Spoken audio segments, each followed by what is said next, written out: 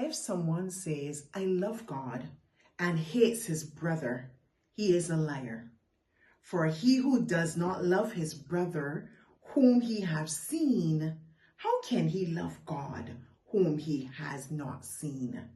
And this commandment we have from him, that he who loves God must love his brother also. Good morning. Blessings and grace to you as always this morning. Now, yesterday we had the scripture Mark 12 verse 30, and following on to Mark 12 verse 31, it moved from telling us to love the Lord with all of our heart, our soul, our minds, and our strength, and it went in and is now saying, and the second like this is this: you shall love your neighbor as yourself. There is no other commandment greater than these. If we're going to love God, and if we're saying we love God, a way of demonstrating that love, a way of blessing God with our love for him, is to love our neighbor. And who is our neighbor? Everyone you come into contact with.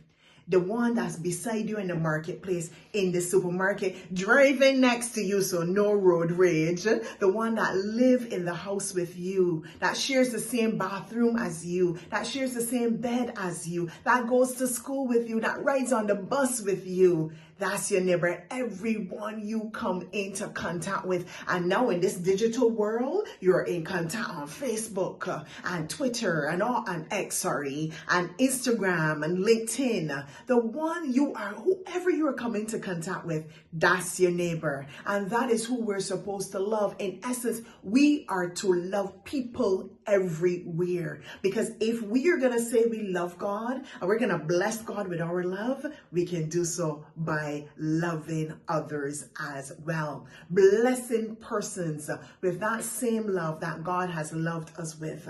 And sometimes we want to make the excuse, either verbally or in our minds, that this person is not nice to me, or this person is not a good person.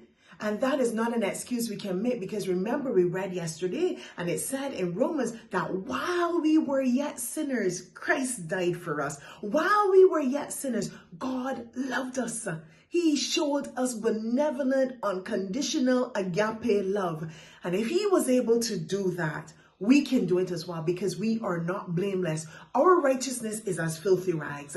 All of us has fallen and we've come short of the glory of God. We have all sinned at some point. So it may not be in the same way, but we are certainly not in a position to say, I will not love that person. It would be a detriment to yourself, because to not love someone and to choose not to love them and not to demonstrate love to them, we are now choosing not to love God. And if we choose not to love God, it means that we are now living in disobedience. We're not blessing him with all of our souls, with all of our mind, with all of our heart. We're not blessing him with everything that's within us. We're not loving him with everything that is within us. So tethered to loving God with everything that's within us is loving our neighbor. And it is a commandment. Therefore, we have a choice to obey or not to obey. God bless you.